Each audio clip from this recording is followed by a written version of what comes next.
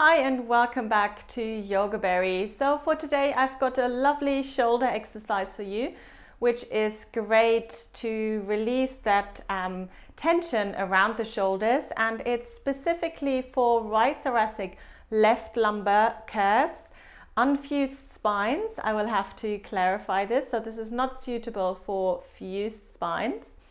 And you will need a yoga block like this for this practice, or you can also use a book maybe, which is the same similar width, for example. So that will be suitable as well.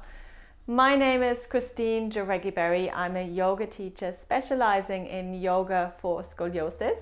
And I run a lovely Facebook group, which you're very, very welcome to join if you have scoliosis, if one of your loved ones have scoliosis, or maybe you're a yoga teacher looking to get some more information on teaching students with scoliosis. If you do enjoy this video, please give me a thumbs up, subscribe to my channel, and leave me any comments, any questions, or whatever you would like to share would be greatly appreciated. So let's get started with our practice today.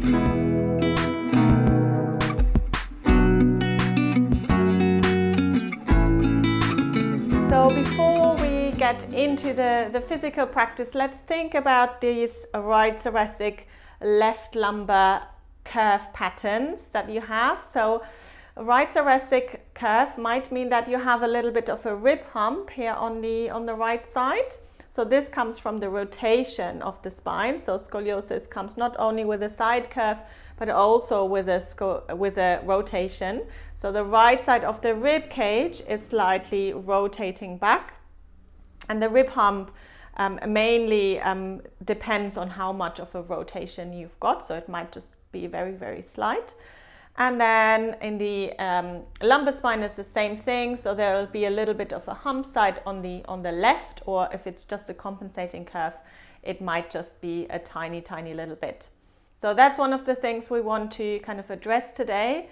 What we're also looking to do is creating space. So a right thoracic curve, you might feel that the left side, so if you imagine the curve going to the right here in the thoracic spine, the left side is a bit squashed, so the ribs are closer together. So that's what we want to open. In the waist, it will be the other way around. So we want to create length and space on the right side of the waist and strengthen the left side a little bit more. Good. So let's get started with this shoulder stretch. We're going to come into hands and knees to begin with. Just kind of move a little bit through cat-cow, rounding and arching the spine a few times. So this is just to kind of mobilize the spine a little bit before we're coming into the stretch. Good. So we are going to start on the right side, starting with the right side, and we don't need the block for this one, so I'm going to push it away.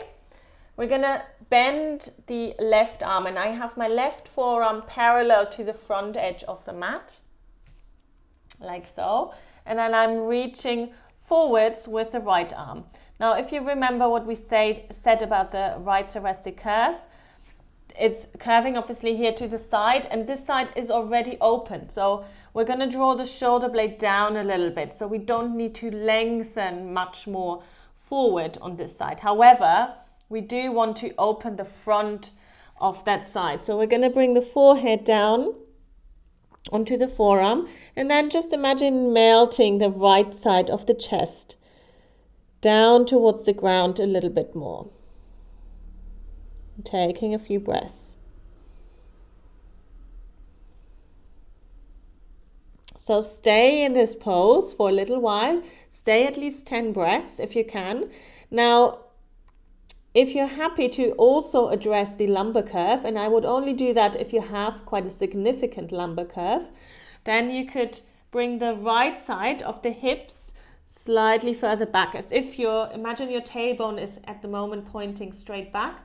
You want it to be pointing a little bit further towards the left. So you're lengthening through the right side of the waist.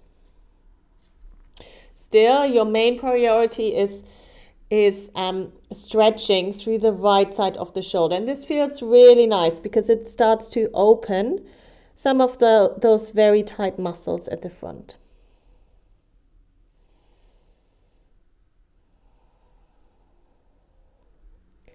So once you're in the pose, all that you need to do is breathe. I'm slowly going to come out. But see if you can stay in the pose for at least 10 breaths. Come to the other side, and maybe you want to do one side a little bit more than the other. So this, especially the right front of the shoulder, will get very tight. You probably feel that your shoulder is slightly rolling forward. So you want to open this a little bit more. Let's come to the other side. So on the other side, what we're going to do, so the hips will be the same thing. So again, once we're in the stretch, we might just move the hips, lengthen through the right side of the waist a little bit more. So moving the hips slightly over towards the left. That's the same thing. With the arm, we're actually going to support the hand with the block on this side. And this is simply to address the rotation. So if you imagine that the rib cage is slightly rotated, so it's rotating back on the right, it's rotating forwards on the left. So that's why we're lifting that left side a little bit more, giving that side a little bit more space. So I'm bringing my left hand onto the block, and then I'm bending my right forearm, bringing the forehead onto the forearm. Need to adjust that block, and here you can really start to reach forward, because remember, we want to create space on this side of the rib cage. Again, I'm slightly adjusting my hips. And then on this side, so we don't want to sink down towards the ground too much. More feel that you're kind of lifting through the left side a little bit more and reaching forwards.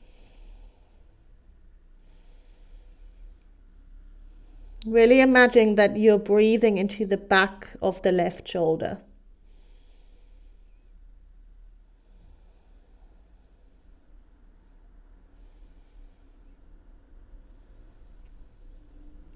Good, and then slowly bringing yourself up.